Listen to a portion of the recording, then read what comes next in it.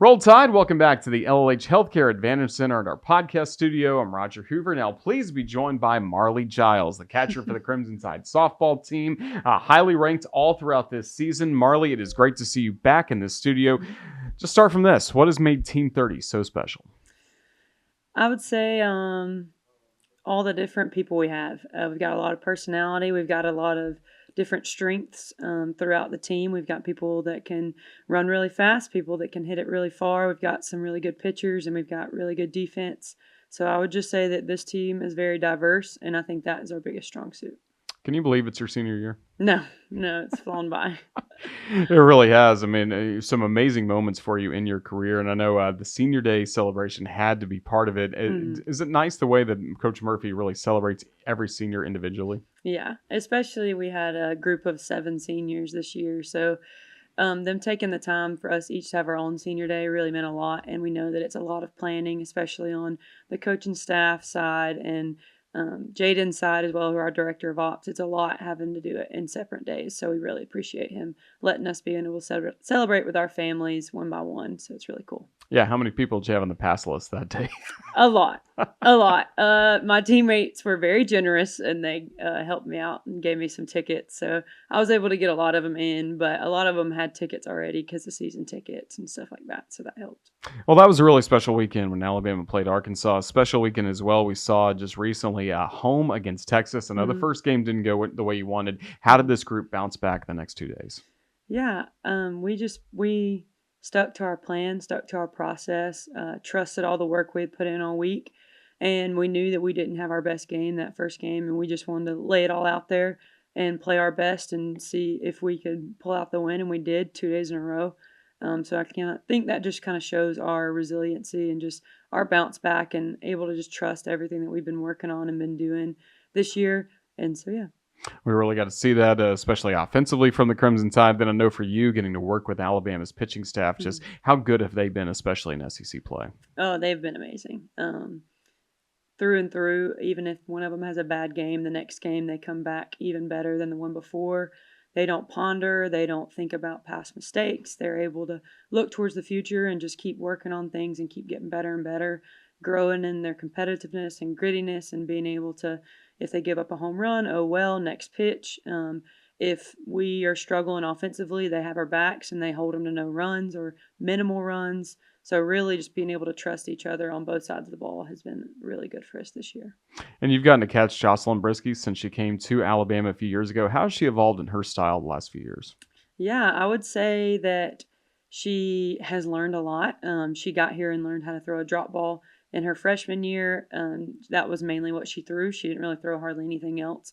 And then last year she started to incorporate rise and drop together.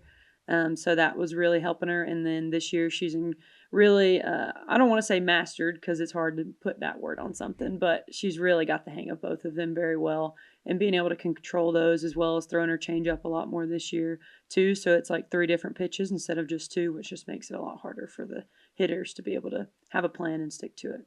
She's been fun to watch. We've got to know her a lot with a lot of interviews in here. But somebody else we've got to know this season is Vic Moten, who came in here as confident as any player I've seen from really any sport. And I imagine that's what you've seen since she got to campus. Yeah. She's got a reason to be. She stepped on campus, and we did lots of scrimmages back in the fall, and being able to watch her, especially hitters, we knew, her and Caitlin Palazzi, they both came in ranked as really good pitchers, and Caitlin's a great pitcher as well.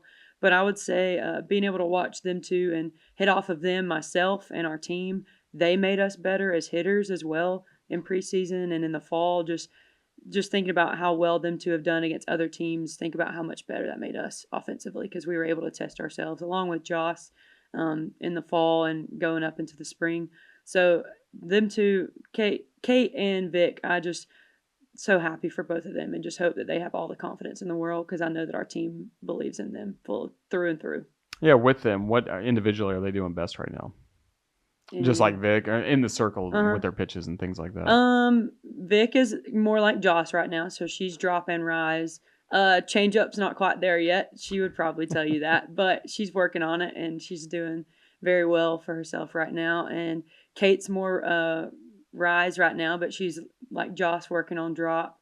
and trying to get that in her arsenal as well. And she's doing well with it. But I think that she's got a lot more room to grow in that pitch specifically. But she's a natural rise girly, and so that is really what pushes her through and gets through those batters. Fun results as a result. We've seen that against Texas, that great series win that gets Alabama to #1. And then you guys keep it going to Auburn and picking up a series sweep over the Tigers. How special was that weekend? It was awesome. My freshman and sophomore year, we lost both of the series to Auburn. So coming in, I made it very well known that we had not won a series against them. And obviously, being ranked 1, 2, 3, whatever you look at, we can't afford to lose a single game, much less the series versus them. So for us, that was just a huge win. I know a lot of people would look past Auburn and say that they're not ranked or they don't have a whole lot of losses they don't have a whole lot of big wins or they have too many losses, but they're a good ball team. And I mean, it's a rivalry that they'll always put up their best game against us. So being able to go down there and take care of business really meant a lot and sets us up good down the road. Are you especially fired up being from the state of Alabama? We have a few Alabama natives also on the roster, but do you all kind of tell everybody that's not from Alabama how much Alabama-Auburn really means? We do. I would say Kinley Pate and Holly Beth really put it in there for the most part at practice and stuff, telling everybody what the rivalry means and explaining it to everybody. But they're both from Tuscaloosa as well. So, I mean, I'm a diehard Alabama fan. So, yes, I've definitely don't like that team at all. But those two definitely told the team more about it than I did this week, and I let them handle it. So they did a great job. That's pretty cool. Well, as this senior year continues for you, how have you liked being in a leadership role as opposed to maybe early in your career where you're just kind of finding your voice, just getting on the field in some spots, but now being an everyday player and a leader? How important is that role? I mean, it's important to me. I would say that I never wanted to wait until I was given a, in quotes, leadership role.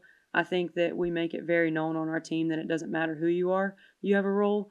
And so for me, being a freshman, my role was I led the dugout in every way I could. And so I was going to yell as loud as I could, make sure the team was ready and fired up. And then my sophomore year started playing a little bit more, maybe getting a little bit more of the trying to hold everybody together on defense and maybe hitting.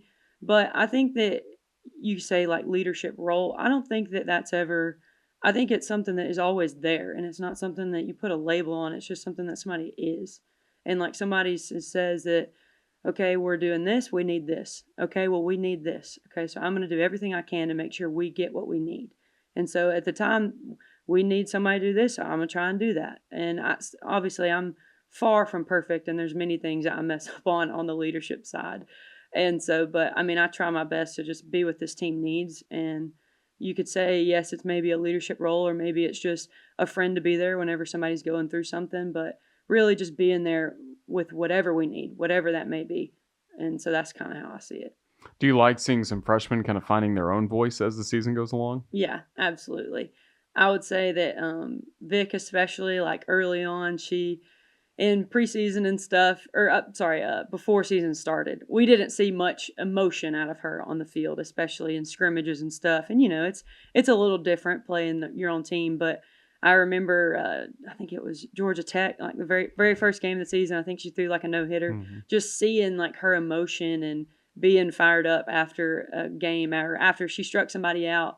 Like, that is what I love and crave, and just being able to see individually exactly what you're talking about. Like, that's Vic's way of kind of growing up a little bit and showing emotion, because emotion is good, but it's also, we got to control it and use it and not just let it get too much. And so I think with that, I mean, everybody's different in their roles and how they portray in their best quantity or be their best selves. It's all different, but I would say it's been awesome to see everybody grow in their own way. That's really great. And then for Coach Murphy, he's been around all of this with Alabama softball for 30 years, 28 as the head coach, and he recently got win number 500 in SEC play. What a cool milestone that is for him. Yeah, absolutely. I think he was the first softball coach to hit that, which just shows a testament to him and all he's done these past years. And he's just such an amazing guy, such an amazing role model to look up to, just truly taking on the person over athlete, and teaching his girls that it's more about who you are as a person than anything you do on the field. And he just teaches his players and impacts so many people about just the realities of life and how important it is to be just a good person and to be able to help those around you.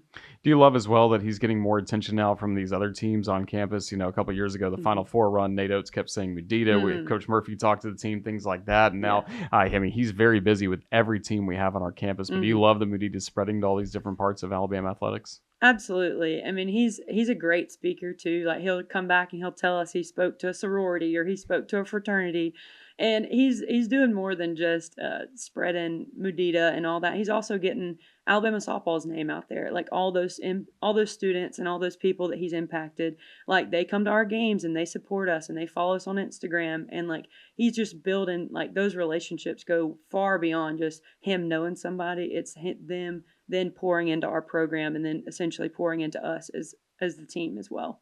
Well, speaking of pouring into the team, what are you going to pour into this group as we continue the next few weeks? Back half of the SEC schedule, and then SEC tournament, regionals, super regionals, World Series are really just around the corner.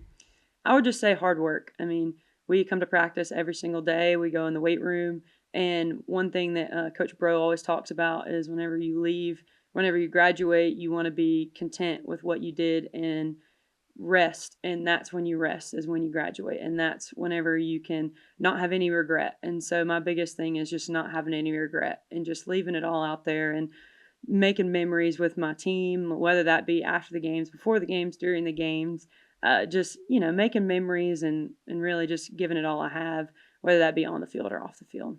We look forward to seeing it all. Well, Marlie Giles, thank you for the time you've given us today on the Crimson Tide Sports Network. We may talk to you again before the season comes to a close, but all the best with what's ahead. Roll Tide. Thank you. Roll Tide.